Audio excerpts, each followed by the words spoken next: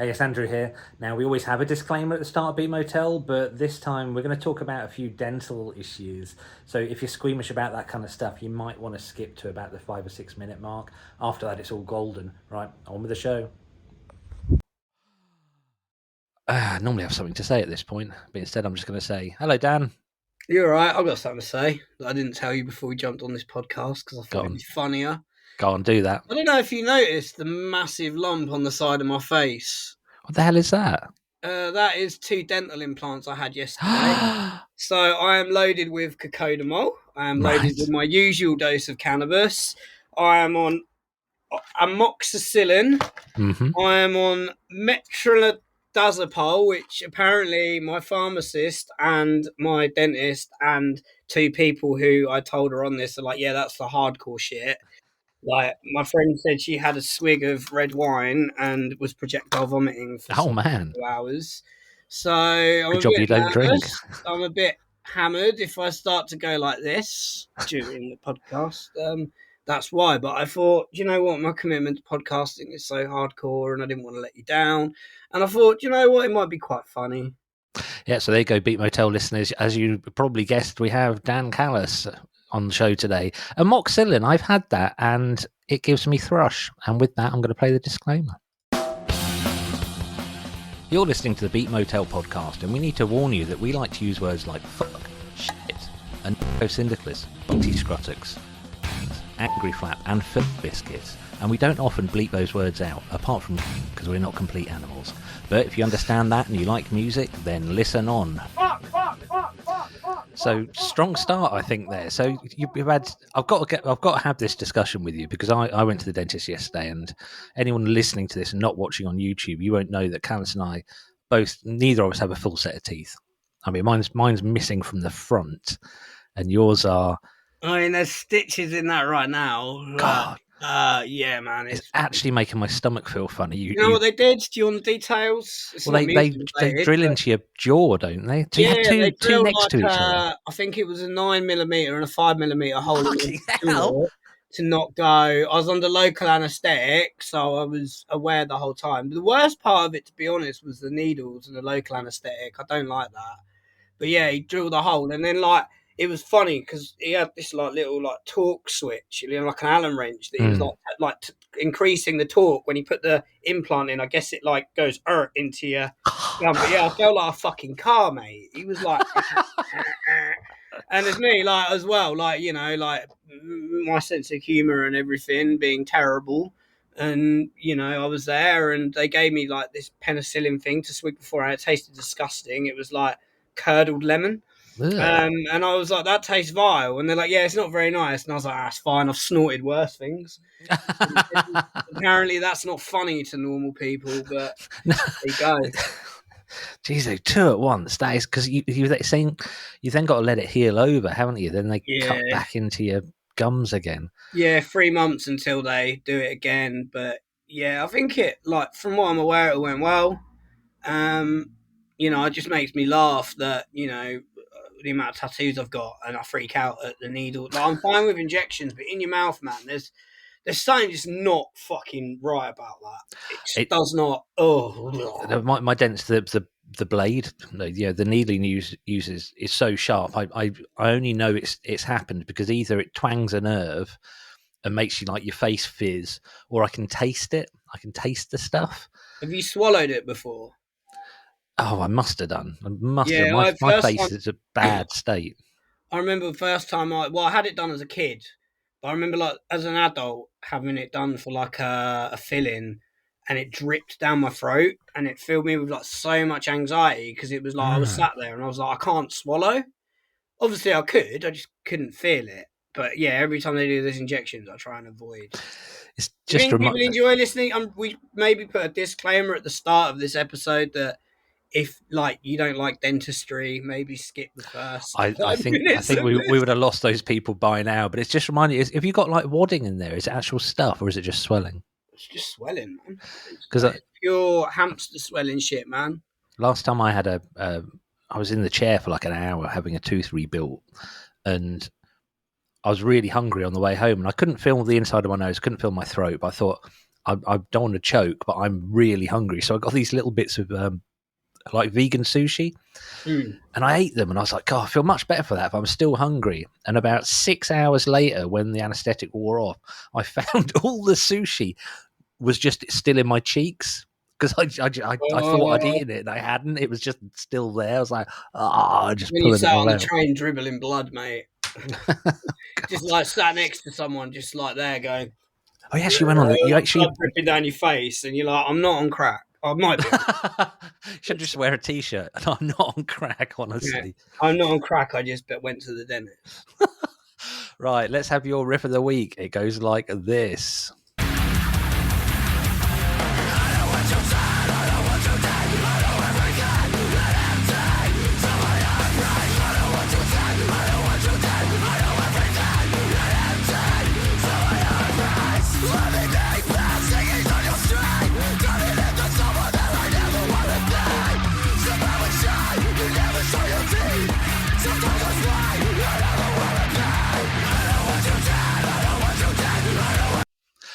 There is so much to love in that. Who's that? That is How Long You've Been Driving party song. I can't remember who showed me them. They're from the UK. They're from Brighton. I've just noticed. Yeah, I can't. Who was he showing me? It must have been. I've spoke to so many people recently about so much music, which is not uncommon for me. But that EP, like, it's like you haven't got enough songs out. Like, I want more. Hurry up! How Long You've Been Driving, and put more stuff out, because that is like some Blackfish, Rad Pit, sick combined shit that just goes so hard, but so silly as well. It's so heavy. Yeah, it's also just like, why am I doing that? It's a podcast, but I'm mimicking like a happy dance. I'm getting more and more into this kind of. It's not happy hardcore, because that's like the. That's not what happy hardcore is. But have you heard the new Rad Pit album? I haven't yet, and I saw them the other day for the first time with their new vocalist, and they even made the joke on stage of like, he's a very attractive man, and it's like they got a pretty man. See how we suddenly got like really popular. where did you see him then? Because I'm they were at the Smokehouse. I can't remember who. Oh, you're shitting me. Yeah, they were really good. Like, well, they're always good. They're Rad Pit, fucking great band. Like, but I remember the first time I saw them, I went up to them. Get drugs, antibiotics, and me. I went up to them and I was like, "You guys really remind me of Blackfish," and they were like, "Oh, you get it. We've been cool." But Blackfish were kind of like, I don't know, like for me, they were like really early innovators of like kind of like punky math rock that was kind of heavy but indie. And all their song, like the way Rad Pit write their songs is like very similar to Blackfish lyrically, in the sense of like they take really mundane, silly subjects and write a whole song about it. Like Blackfish had a whole song about cleaning your room called "Preparing for Guests." And like you look at like Rad Pit, who have the song that's just like, "What is the point of Piers Morgan?" He's sorry, I did that. Take a note. I've got to edit that now. So. I mean, if you're going to use the C word, it might as well be at Piers Morgan, the transphobic prick. Oh, you can say it again if you want. I've got to edit it now. Oh, what? Piers Morgan is a... Yep, there you go. Well, I've got to edit it, so I will put a disclaimer about the dentistry, just in case, because I know we're fairly not, we're fairly as you find us, but other people might not like that. There's the first song on the new Rad Pit album, which I can't bloody find, because would you believe there's two bands called Rad Pit? And their new song is called Hymns for Something. I need to listen, like, to be honest, mate, like, I think we should do your riff for the week, because I need to go listen to that record anyway. And okay, cool. Next time we're on, we'll do a whole episode about that record. Well, an hour of why I love Rad Pit. Just want to give you the name of the first song on the album. The first song on the album, which I did choose, I think I chose for riff of the week a couple of weeks ago. It's called "I Went to Bristol and Saw Macaulay Culkin on a Boat." Yes, what a lovely vignette! Such a Blackfish song title, though. Excellent. Like, right, go listen to Blackfish if you like Rad Pit and you've not had Blackfish. Like anyone listening to this, I'm going to. I've not heard of Blackfish. Is there a particular album? Mate. You're in for a treat. First EP, "See You in Another City," is probably their best, but the album is also really good. Yeah. Cool. Well, here's my riff of the week.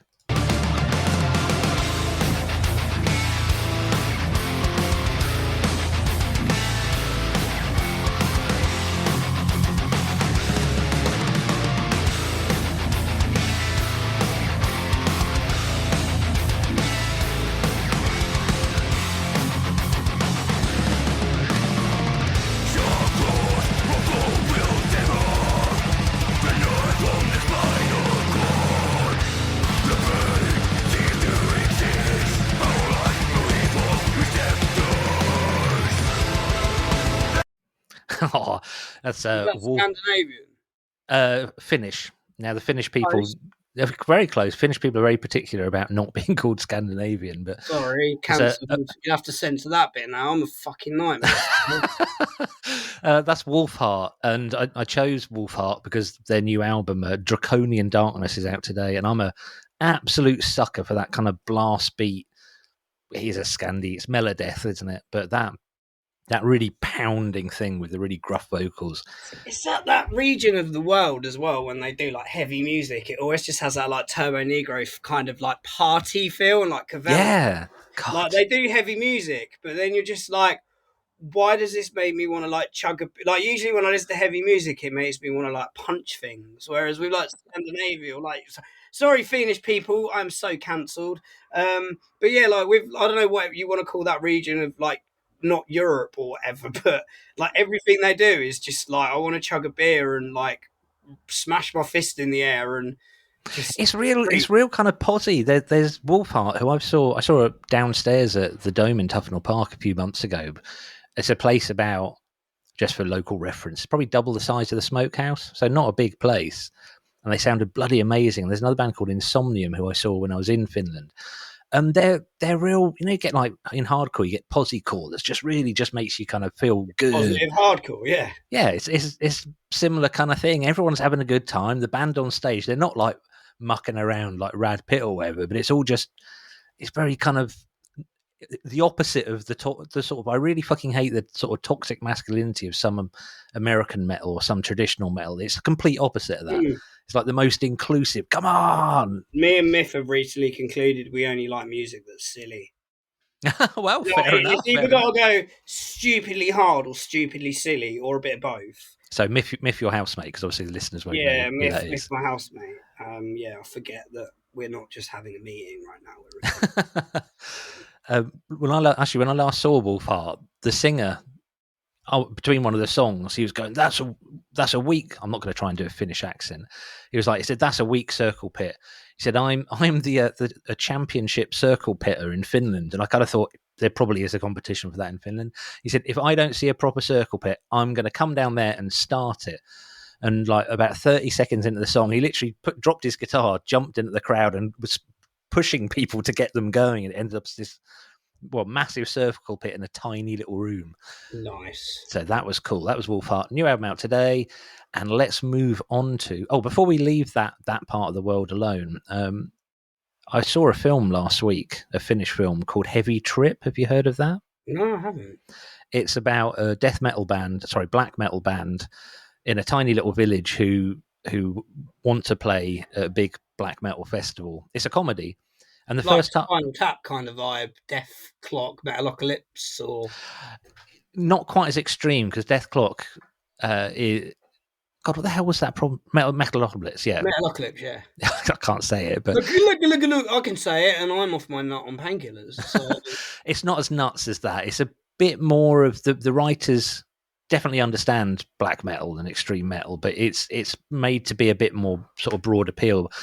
The first bit is all right, and you've got to see it, but the end of it is fantastic. Just it's worth watching. It's on the streaming things for free. I'll get that on my list because I don't think I'm going to be doing a lot this week. Heavy Trip, it's called. Heavy Trip, noted. Right, so the theme this week was your choice, Dan. What is it?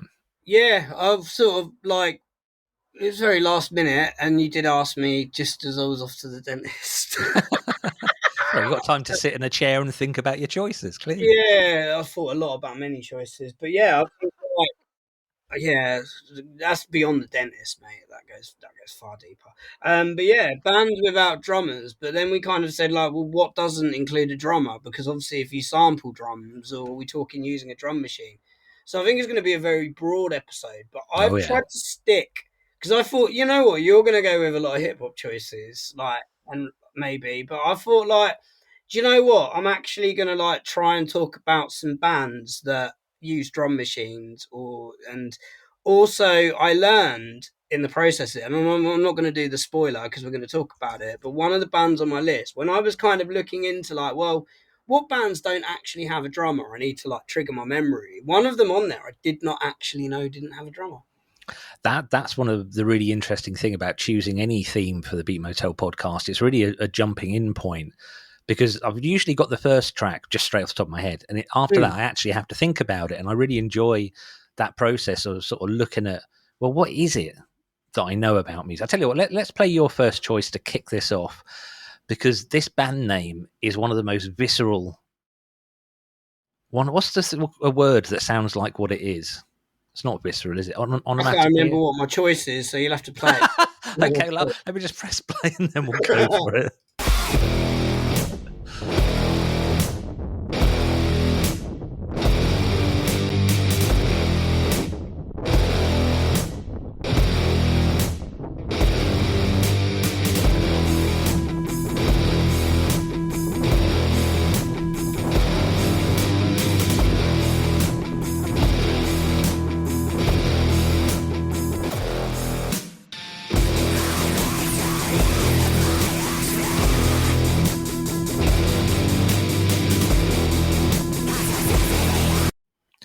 So fucking hardcore.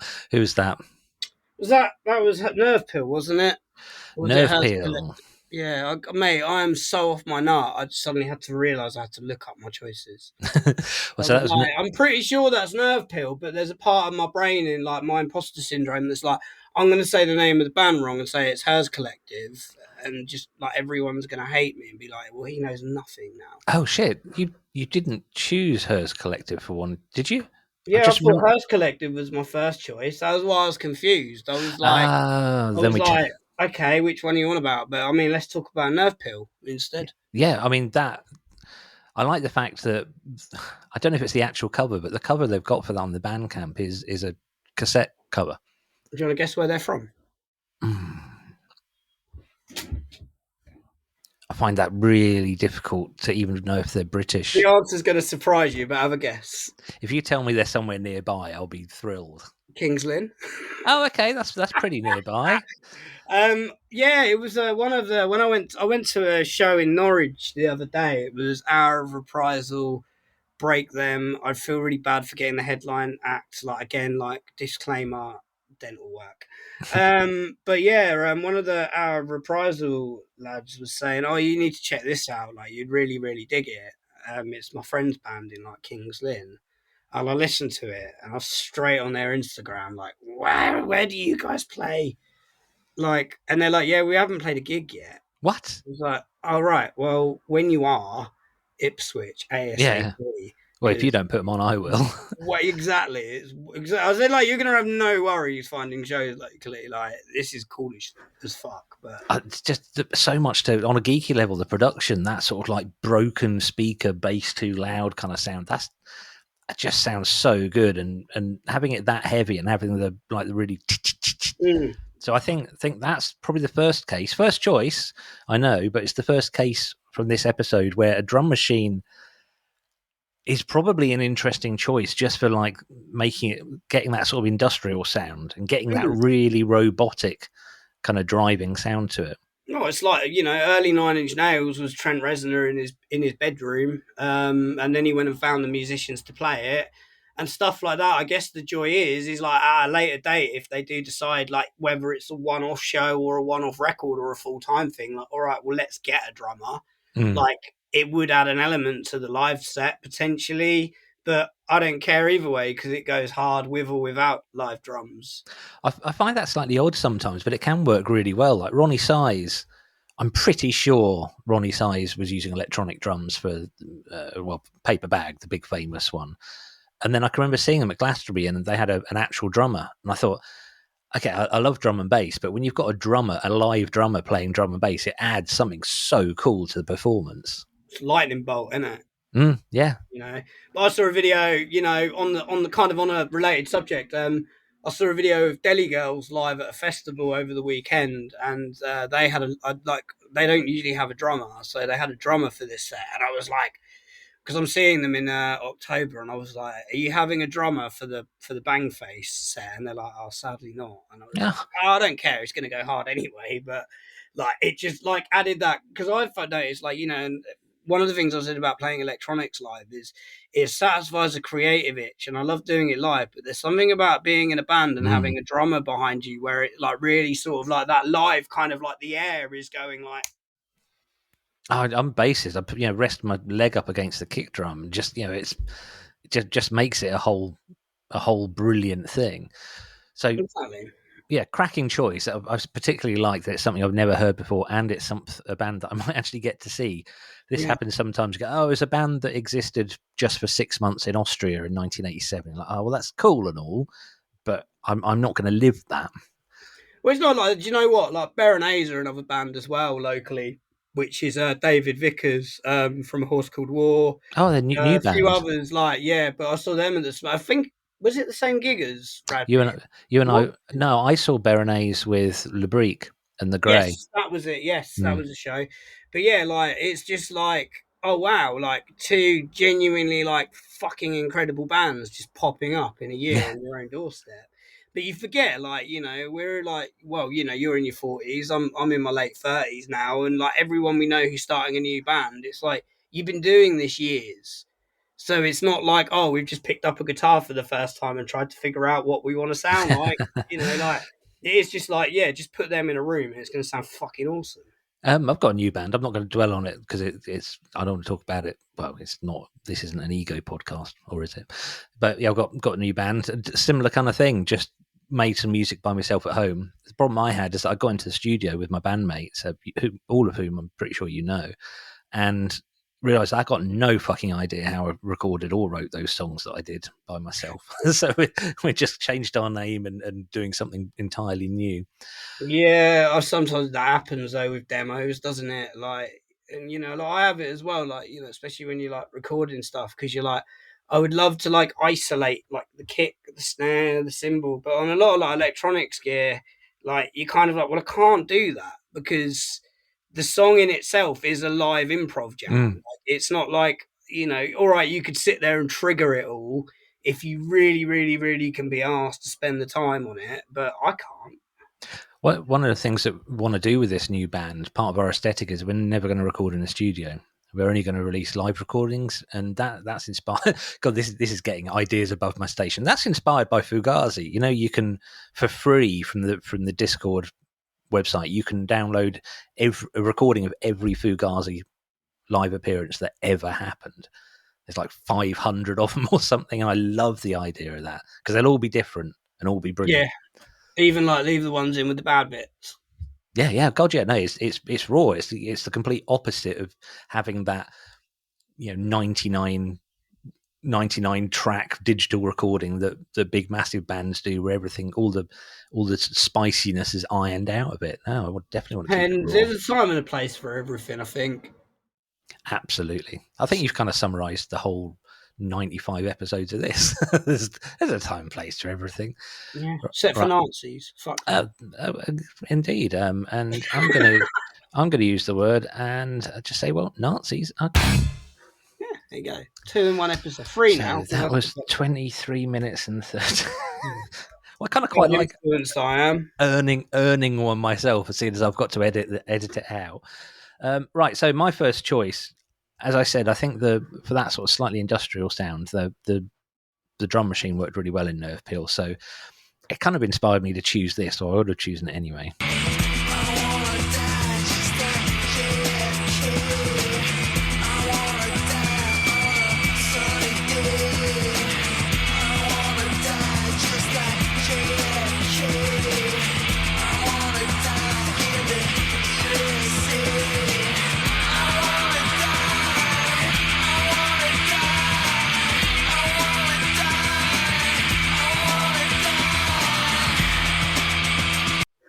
I relate to the lyrics. Do you know who that was? I don't. My guess is 90s Britpop, UK. Oh, that's what I would have said. It's got a bit of a Stone Roses feel to it. Oh, have I offended you? Sorry. Not offended me, but there are people who like this band who probably would ask to sit down and have a serious conversation with you and a frank exchange of views. Try it. I'll fight you. No, I didn't say fight you. Anyone listening? There you go. The contact us beatmotel@lawsy.com if you want to fight Callis. Yeah, sweet. But what's the band so I know what I'm actually fighting about? Jesus and Mary Chain. Ah, yes. Okay, I'm really unversed in them, and I feel awful for it because I should listen to them more. But every time I've tried, like it wasn't made for me. No, I know what you mean, and I go through phases of adoring them, and then being completely ambivalent. But you in a way, you're completely right. That is the, as much as it galls me to say it, that is that is a very Britpop sound, especially like first Blur album era. But Jesus and Mary Chain did it first. So I think they did. So it's kind Weren't of they like, like well, a little bit more of like a hippie psych band though, like with a like slightly doomy element? I don't know. Like, am I yeah, getting no, bad? you're I right. always thought because didn't they do like the Bray Wyatt theme tune for like wrestling, or did I imagine that? I don't know who that is, but Google is they started off kind of pretty much like a noise band, just screeching feedback. They literally recorded an album that's just got a guitar feedbacking through the whole bit. So that noisy element of it I really like, but that song got them banned from the BBC for the lyric, I want to die like JFK, I want to die like Jesus Christ. I mean, yeah. What year was it? That was 92, and they started way earlier than that. Satanic Panic was in full flare then, weren't it? Like You're right, yeah. anything they could get on a talk show. I can remember Dungeons and Dragons being banned from my high school. Like the thought that there were it was like there was hundreds of kids wanting to play Dungeons and Dragons. Yeah, I'm just looking up. I'm trying to see who wrote Bray Wyatt's theme tune now because I like mate. I'm gonna say again like antibiotics, mate. They got me. You know, Well, like someone I don't know, like because he died, didn't he, Bray Wyatt? I don't even know I who he thought is. like his Sorry. original theme tune was like Jesus and the Mary Chain, but I'm googling it and like, I mean, let's not get into SEO or die territory, but Googling shit now. No, Jesus and Mary Chain were very much sort of came from punk, came from goth, but there's quite an element of their sound that has been copied again and again and again and again ever since, and it is what we now see as indie. But they were very much noisy, kind of quite aggressive. The sort of band that if you watched them, you might be a little scared of them, which I quite like. I like that in a band. I think a lot of bands are far too safe when you Yeah, watch them. does the name Mark Crosser ring a bell? No. I don't know, man. I'm going mad here. Like, I'm just going to shut up because I'm clearly unprepared and far too spaced out to be. You're going off on a magical, mystical journey. If anyone wants to like correct me on this, like I'll correct myself later, and I'm really sorry for my. I thought this would be an interesting idea to do a podcast in this state, but I don't think people tune into this for either accuracy or insight. So I think we're all right. Yeah, so neither of them are my specialities. I am going to play your next choice because I've got a lot of questions.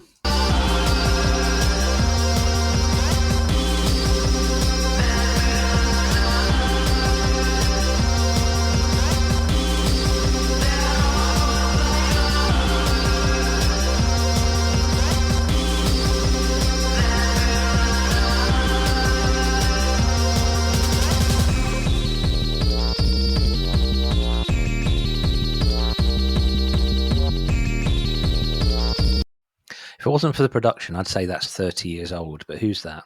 No, it's last year, I think. Oh, no. I tell just from production. Linus-Fitness Centre, who I played with in Portsmouth in January and is playing in Ipswich on the 16th of September. Are they playing at your gig at the Smokehouse? No, 26th. Yeah, they're playing the Noise Tendro 64 show. But yeah, that's one dude with a synth doing all of it live. It's really cool. It reminds me of like Health meets Nine Inch Nails meets the Postal Service. And it's just one of those things that you watch. You're just like, you talented prick. It sounds incredible. That's yeah. It's proper like cheesy 80s like Pet Shop Boys kind of inspired, but like it's got a heavy element to it as well. And it's like there's a lot of noise incorporation in it as well. But yeah, like it goes hard. And I was just thinking like, you know, going back to like, well, what doesn't have a drummer? Well, that doesn't have a drummer because it's one dude producing all the drum beats. Oh, but it I was sounds. just trying to think like, well, you know, like there's so much out there I listen to. Like, what what could I actually talk about? And I was like, do you know what? I've been listening to this record a lot recently, because it's a good record. So why not have that? I am absolutely going to look that up because it ticks a lot of boxes See him for me. live in next month, I mate. know, I'm so looking forward to Later that gig. this month is September. So yeah, like that's going to be cool. But yeah, from Bristol. So what surprised me with this, when I prepare all the clips for Beat Motel using YouTube and a browser ripper thing, so finding the tracks on YouTube is just an easy way of doing it. And two things surprised me about Linus-Fitness Centre. The first one, this song has only had 7 views on YouTube. Yeah. 7. Yeah. How the fuck can something that sounds that good have had so few views? That Because you and me music is 2 of industry them. is a fuck, and we're all old. We're not cool anymore. And the second thing is he looks like our friend Oliver Pearson. Does a bit. Oliver's playing that show as well as Anne Ruffin, so that's I think it's quite a nice little match. What happens if they touch each other? Do they rip a I hole don't in the know. space-time We end up with continuum? some kind of math rock goth 80s explosion. I'd fucking see that. I'd I pay. think if they fucked, that might happen. Maybe, Ollie, if you're listening, which I know you will be, prepared to have I'd some fun. fuck with a collab between Anne Ruffin and Linus-Fitness Centre. Like that would be incredible. Yeah, but that's just great. It's the thing that this. I called this episode "Bands with Fake Drummers," just for clickbait, and there's proof that if anyone says that drum machines or electronic drums are soulless, just fucking get over yourself. Just listen to Linus-Fitness Centre. Yeah, I mean, like, but a drum kit be corrected. Be soulless if it's not tuned. Believe me, you let Lars Ulrich loose with the snare. in anger, although that is the best snare. So. I've been in enough bands with drummers that had far less soul than a drum machine. Fuck them all. Get rid of your drummer. Right. You might have guessed I was going to choose this next one, so I've chosen a track that's atypical of them. All white vans placed on the floor, pack of Pall Mall lights. Bite marks on a half sandwich with no crust. Mustard and mayonnaise, lettuce and red cold cuts. Moonlight streams through window dust. It floats up to the ceiling fan that creaks from rust as it labors to go round, trying to catch that feeling. And the paint on its face is peeling, and the taste in the air is faint, but they're just enough that the rats are nearing. Cause where there's blood, there's feast, and famine makes murder a meal. And the cheap wall clock was stopped with one shot, so we knew it was time to kill. Bust one shot if your blood's still pumping.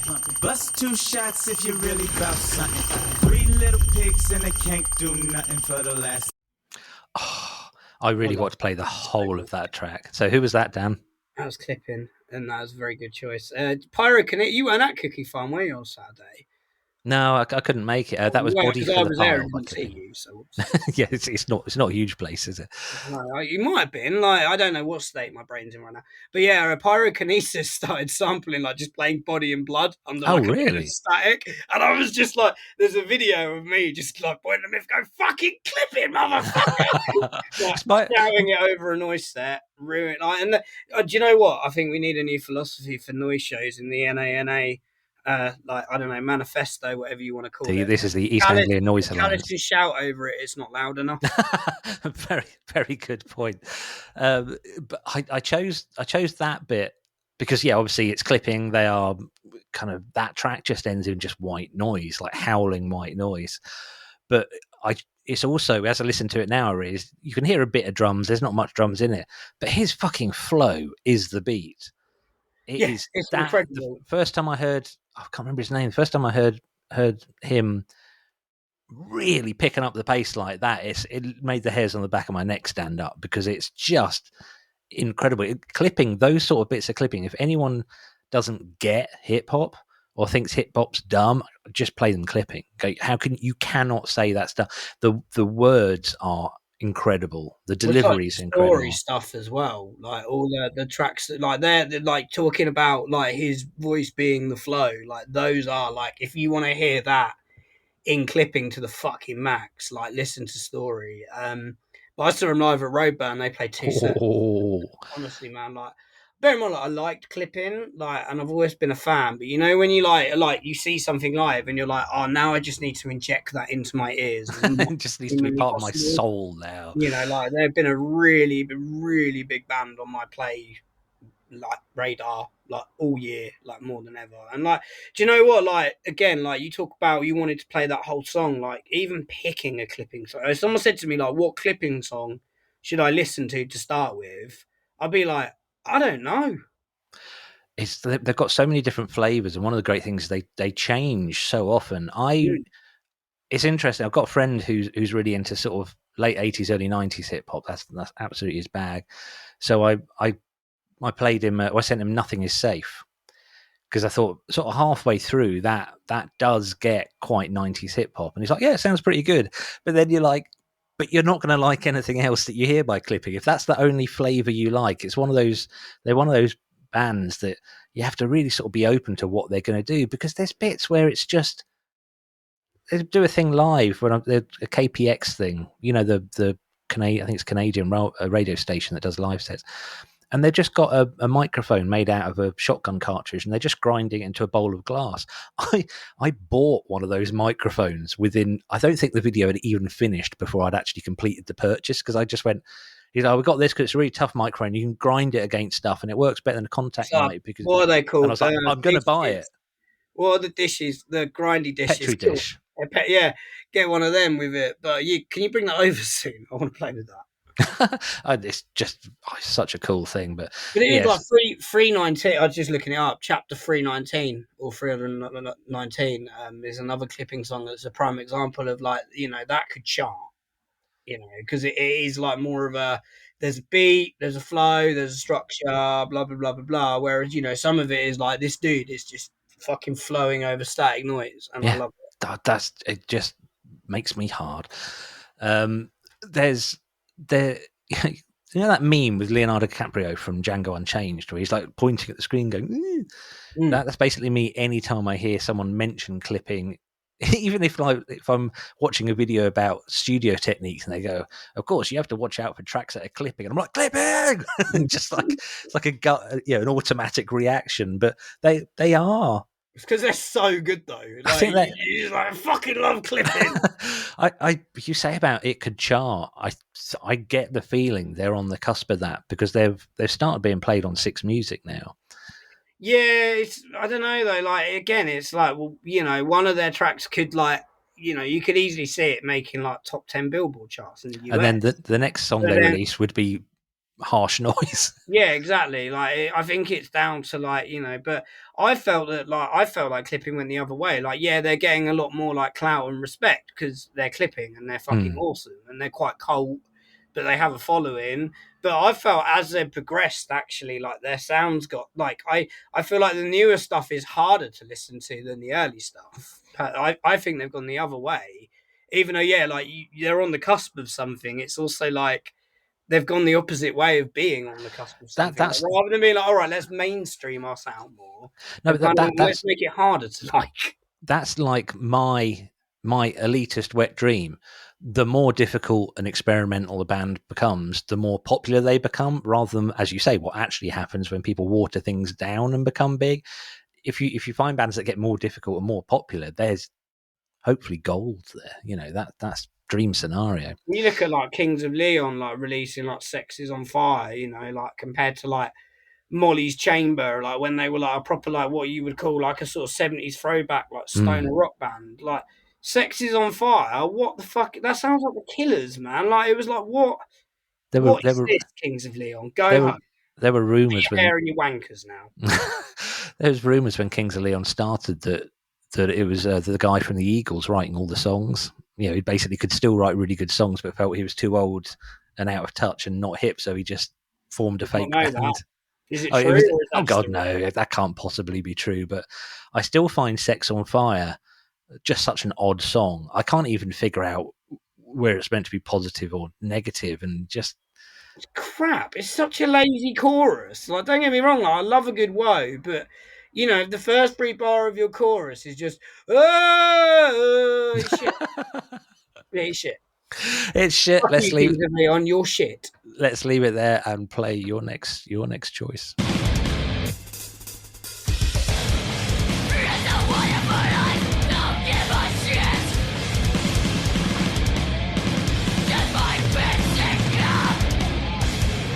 Something doesn't find some fun.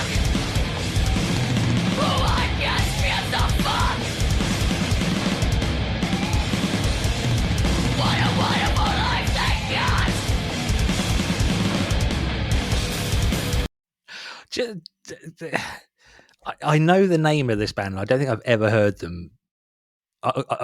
Who was that? That was Agoraphobic Nosebleed, and that was Merry Christmas, which was their Christmas song about a mare. And I should have told you the best bit to play, really, which is the bit when there's just this bit where he's like, no job, no prospects, no reason not to get high. And then in the video, there's like Santa just like pitting, and it's just like, dun dun dun dun dun, no reason not to get high. There's a lyric in there. Man. He's talking about meth heads, I assume, or tweakers. Yeah. And he's like, they look so happy. It's the I can't even tell if it's a man or a woman. They did a 7-inch flexi disc Christmas special that had the lyrics, Santa's got a brand new bag of dicks to suck. Which just fucking kills me. Wow. Oh. But now my next choice, I did choose, again, I've sort of done this as almost parts of this is almost like a tennis match. You've chosen something, and then I've tried to find something related. So that sort of, what would you call that? That's like industrial. That's grind, isn't it? It's grind, okay. For a side project or whatever you want to call it. Oh, is it really? They're kind of like the original early innovators of grind with drum machine stuff. Like, you know, like Honky Induction Hour, their first record. Like it's not good, but it's you know what I mean. Like it's one of those records. Is it one of those? I see what you're going for. I like it, but you know, like I feel like a lot of early punks like that anyway. You're like, this is shit, but I love it. It's the first, I see this as the first rung on the ladder, or the first few steps of your journey, and I wish you well. And I'll catch up with you when you've travelled a little further. Good album though, like you know, like but I think like some of their stuff later on was a little bit more experimental, but still heavy and things like that. Yeah, like Agoraphobic Nosebleed, man, like hell of a band. So I've still got up on the screen. Obviously, I've got several screens, and I have one open for doing research during the episode. And you just mentioned Christmas. Linus-Fitness Centre have a Christmas album. Have you heard it? No. It's called A Linus-Fitness Centre Christmas. Well, there you go. Which I am definitely gonna listen to. The two tracks are Christmas Time Is Here and Christmas in My Radiator. Cool. I'll check that out. Right, so I didn't know that though. I did not know that there was a Linus-Fitness Centre Christmas album. But, I think I'd love them more. Right, so there is a link between that Agoraphobic Nosebleed and this song. Actually, I'll tell you the first link. The first link is drug related. So their song is Merry Christmas. And I've only just noticed this link. The song is called Trankhead. And I'll tell you who the band is after we've heard it.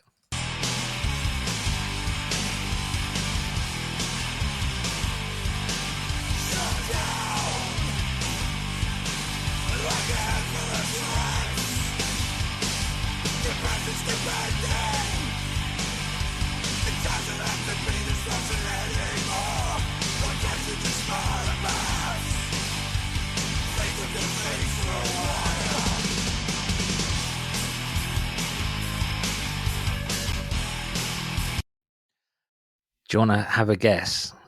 It's a local band. A local band without a drummer? Mm-hmm. Wow. I should say was a local band. It was a local band without a drummer. Okay. No, I'm stumped. The vocalist there is Simon from These Are End Times. Okay. The guitarist is Rocky from These Are End Times. Dom, the drummer of These Are End Times, was in the band when they very first started, but they used a drum machine because it's not extreme noise terror, fuck's sake. It's Optimum Wound Profile. Have you heard that name before? I've heard that name before, but I've never listened. Yeah, they were sort of proto, very early industrial kind of metal, but I sort of saw a link between Agoraphobic Nosebleed and them. The other vocalist that you hear there is Phil Vane from Extreme Noise Terror. Ah, okay. So yeah, drum machines and stuff. I don't think I chose the best track, despite the fact I've been in the band with. What were they called? Yeah, I don't think you said the band. Oh, well, no, Optimum Wound Profile. Oh yeah, I thought okay, yeah. You were too busy plugging your own band to mention that. Too busy getting that corporate dick out of my mouth to mention what they're These Are End Times. Like, yeah, I mean, These Are End Times are cool, but you'd sound so much better if you put me on vocals. I raise that frequently at rehearsals that we have at least twice a year. But yeah, so that was. I mean, they're entitled to say no, but they're wrong. So that's early, very early 90s, and they're on that big massive label that signs Nickelback. What's it called? Roadrunner. I did not know that. Wow. But I just thought it might be worth you. I'm going to listen to some more of them. But that link, they were sort of, a lot of bands around then were using drum machines, and they weren't fancy drum machines. They were those little, like Boss Dr. Rhythms, like these tiny little things. But I just find it interesting. I don't know why that choice was made, whether it was because they like the sound or it's less gear to carry around or what. But there you go. That was Optimum Profile. And we're on to your last choice now. Yeah, I actually picked 5. I think I got confused. Did you ask for 4 and I picked 5? So the one I've missed then will be hers. Yeah, right. We won't talk about Hers Collective because I got it wrong. But yeah, maybe I'll bring them up on a few. I think I might have talked about them before on another episode. You have, and I do want to go back to them because they fascinate me and I like them. But I just want to say, I'm just looking back at your message now. And when it was me sending you a message on the top secret messaging service, and I said, "Can I have your tracks?" And you said, "Yeah, sorry." And then you wrote, "Dentist had me on my arse," and I was like, "Right, I'm going to have to find that." Did you think that was the band? I was like, I hope I can find that on YouTube. Dentist had me on my arse. Dentist had me on my, yeah. You can have that one for free if you're thinking about starting a band. But you've got to be good. Like, if you're not playing fucking the most heaviest shit on earth with that name. Yeah. Like, if you have that band and you sound like Scouting for Girls, like, I'm going to hit you. But instead of, so yeah, we're not going to have Hers Collective, which is a shame. We'll talk about them another time, but let's have your last choice.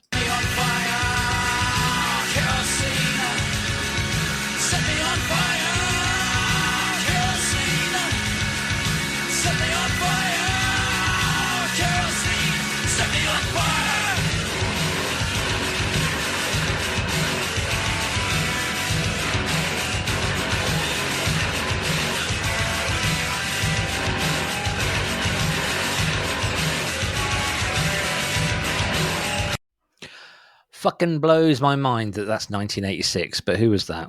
That was Big Black. And that was the band I didn't know didn't have a drummer. Steve Albini's career as a whole, I have read more about him than I have listened to him, and I've read a lot. I did see him. A lot of records he made, like F- Wake Up Screaming is one of like my favourite all-time punk records that he produced. Shellac were fucking awesome. I saw Shellac a few times. Big Black are an interesting one for me because they're not one that I've really listened to a lot, and every time I've heard them, I've been really into it. And I thought, you know what? Like, I'm going to put this on my list. Because I was like, well, I didn't know they didn't have a drummer, so that's the first really interesting point. And the second one is like, you know, I had a housemate when I lived in London called Mike, who, you know, like when I met him, he showed up to view the flat in a Mogwai hoodie, so I was okay.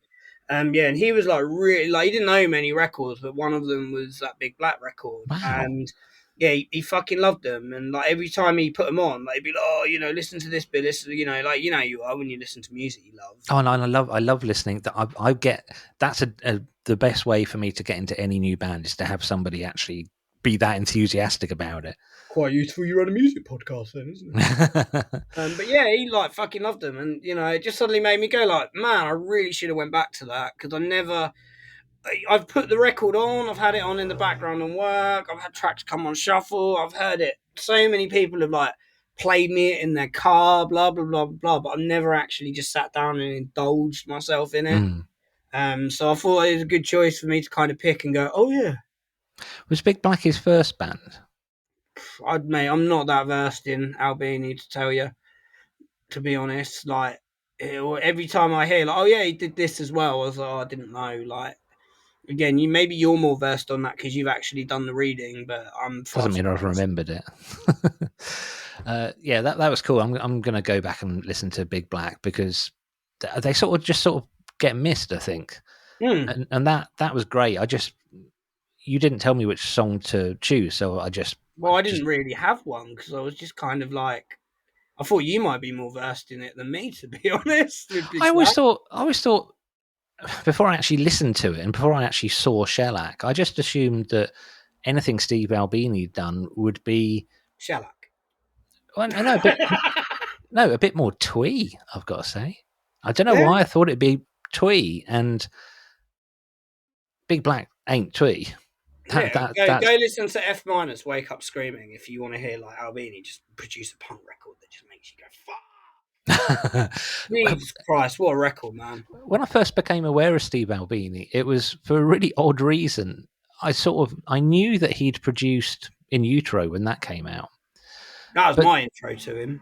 So I sort of knew I'd seen the name on the cassette, so I knew who it was. But then I was playing a lot of really shit gigs in London at the time. Those really stupid gigs where you have to take a coach load of people. Oh yeah, it's before. To be fair, it's before I'd really discovered the punk scene. So I did not know there was another option. Somehow I just didn't know. And we kept... that's how those systems work, don't they? Oh yeah, but we so I bumped into. There was a couple of bands we bumped into at the time who Steve Albini had produced their demos when we used to have demos. Remember those days? And I remember just saying, how the hell, he's just worked for Nirvana. How have you had Steve Albini produce you? And they just said, we asked. He said yes. And reading up on him, he would produce anyone. He did it, didn't he? Yeah. Right. And so for like very little money, I don't know how they managed it because they're a London band.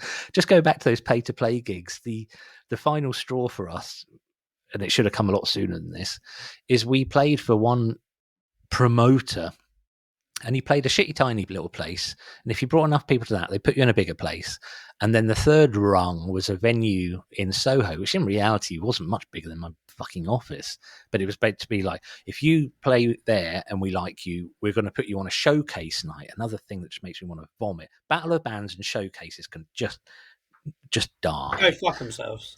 It's the worst. It's a dead format, man. Like back in the day when you were younger, or maybe even now for kids, like if you get an opportunity to make some money to get your first batch of merch printed, or get some free studio time. But in this day and age, is free studio time that valuable? Like when laptops do this stuff now. Like most people I know are like doing stuff at home. There's probably one exception, that's Berry Sound, which does appear to have its heart in the right place. But outside of that, so we did this. We took a coach load of people and we played the gig in Soho. I lost my car for about 4 hours and couldn't remember where it was. You got a bus, so... yeah, but I couldn't leave my car in an underground car park in London. And so we played the gig. We filled it all out. And we said, right, so about it was at Leicester Square, the big gig. And they went, sorry, you're just too shit. Which they were probably right, to be fair. But that wasn't what pissed me off, because I was fully aware that they couldn't give a fuck about the music. I knew that. I knew enough to understand that. And we got people into some of the gigs because Stuart, the singer of the band, this is Junk Culture, the singer of the band at the time, he's about 6'7", and he'd worked in Greece for a couple of years as being one of those people that stands outside nightclubs to get people in. So we play like the Bull and Gate, and he'd just like get loads of people to come into the gig who must have been horrified. But yeah, that was the death of it. I was like, I'm never going to do this again. Although that gig at the Bull and Gate, our support act we headlined, the support act was Maximo Park. Anyway, there's enough of Andrew's history. That's two things I've done now, mentioning these are end times and talking about myself when we should be talking about... Fucking egomaniac, mate. It's just, I'm just off the leash. So here's my final choice.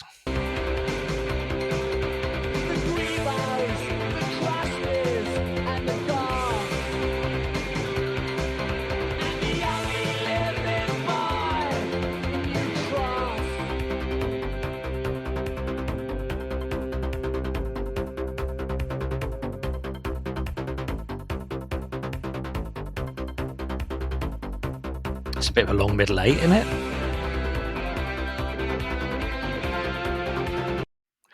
I honestly am fascinated to know whether you know who that is or not, because it might be just before your time. It's 80s. No. No. This is a band that were so big that they played the Smash Hits party, and it's a two-piece. One of them rugby tackled Philip Schofield on live TV. Good. Did he hurt him? I believe so. There's footage of it on YouTube. Good. But this band were Felix Schofield, but good. you'd go to indie nights, or sort of even just go to the pub or go to gigs. Any gig you went to, probably a third of the audience at least would be wearing T-shirts with this band name on. I mean, they were big. Is it Bauhaus or something? Bauhaus. No, I'd love it if it had been Bauhaus. I don't know a lot about that. Like, I'm stabbing in the dark here. Fair enough. It's Carter and the Unstoppable Sex Machine. Carter USM. Never heard of them. I never would have guessed that. That is literally, you've never heard that band name. No. Oh never. Man, they were probably the first punk band, or certainly the first band from the punk DIY scene to sort of get big, but do it with honour. So you would call that new wave, really, kind of. That is, I think it was like number 3 on the charts. That song. It's called "Only Living Boy in New Cross." I'm going to find out what their highest charting thing, but they what were. Year was it? That's what I'm now looking up. Only Living Boy in New Cross. But they were basically a couple of crusties, proper. Even on the video, when crusties were a real early 90s thing. Only Living Boy in New Cross came out 1992. Okay. And it's later than I expected it to be. That was number 7 in the charts, which at that time, that was a big deal. They were selling more than like Madonna that week, I suppose like they were probably riding off the wave of like the Pet Shop Boys and Human League still kind of being kind of like, because that's why I was surprised, because it sounds like something that would have been bigger in the 80s. Like, it was really, because you've not heard of them or heard them, that clip was probably not a very good example, because it's got that middle 8 that's got the bouncy synth, and to be honest, I just picked it at random. But they very much came out of the squats kind of thing, the way they looked, what their songs were about, and they did. I'm not actually a massive fan. It's one of those bands that on paper I should like, but they don't connect with me more than they used to. But I'm not like a huge fan. But I've played 2 gigs. I've put on one of them. He's in a band called Asbu Jabber. I can't say it, but put them on at the Smokehouse. Lovely bloke. And Fruit Bat was what his name is. It's not his real name. And the other one, Jim Bob, since gone on to write books. But Fruit Bat, when they start to make money, he bought a massive house in London so that anyone who was a musician who couldn't afford their rent or didn't have somewhere to live could go and live in this house with him. So he used the money to keep it going, to keep this sort of really cool sort of DIY punk. A squat house with his money. He started a squat house, basically, but it was a completely legal one. And I played with him again at Coda in Colchester. But you might like them. Really strong songs. They're two blokes with, like when dreads were like shaved head and a few bits of dreads going down to your arse, like kind of thing. back, like some weird undercut. Very shit. Very much that. But yeah, they were bloody huge. But Drum Machine and Graham from John Culture mentioned John Culture. He works where my office is. I can remember. He absolutely loved them at the time, and he went to go and see him, and he was really disappointed afterwards. Like, why are you disappointed? He said, it's just 2 blokes with guitars and a load of fucking flashing lights. Because no one could tell that they didn't have a drummer. There you go. So I think that's that... the conclusion of the episode, I guess. Bands with there we fake are. drummers. No one could tell they had a drummer. I do think it's interesting because I don't know what the hell. I'll ask them if I play with them again. But there you go, Carter USM as everyone calls them. Another thing is they're really, really nice. You get some bands who all the fans of the bands form a tribe and stay in a tribe, and Carter's very much like that. Daz, who is in my other band, Dystopian Sound Collective, was part of the Carter USM scene, and I got to meet quite a lot of people who are into it, and they're just a decent bunch of people. So there you go. There's a nice positive ending. You can go pass out now, Dan, or take more drugs, or whatever it is you feel you need to do. Both. I mean, look at it, man. Like, it is bad. It is epic. I mean, if you cut my face in half on the social media videos, it would just look like I have this like really thick jawline though, and I can like catfish people. Well, you do look quite kind of hench at the moment, but just on one side. Right, I'm going to say goodbye. Do you want to say goodbye? Yeah, I do. Thank you for listening, everyone. Also, yeah, I'm just going to plug the Smokehouse gig again because we spoke about Linus-Fitness Centre, but on the 26th of September, I am going to be doing Noise Tendrone 64, where I'm going to be doing Pokemon Live, where I'm going to be running a game of Pokemon Red through a shitload of feedback and effects pedals. Live, someone playing the game live, and Linus-Fitness Centre is playing, who we played earlier, as well as Anne Ruffin, who's our friend Ollie, who we spoke about earlier. White Noise Winter from Colchester is playing. And also Mind Affected Future Faction, which is my housemate Myth's new project. This is his first Ipswich gig. So, and it's only £6. Cool. Send us the flyer again and I'll put it in the show notes. Hell yeah. Cool. Bye, Cheers. everyone. Bye. Bye.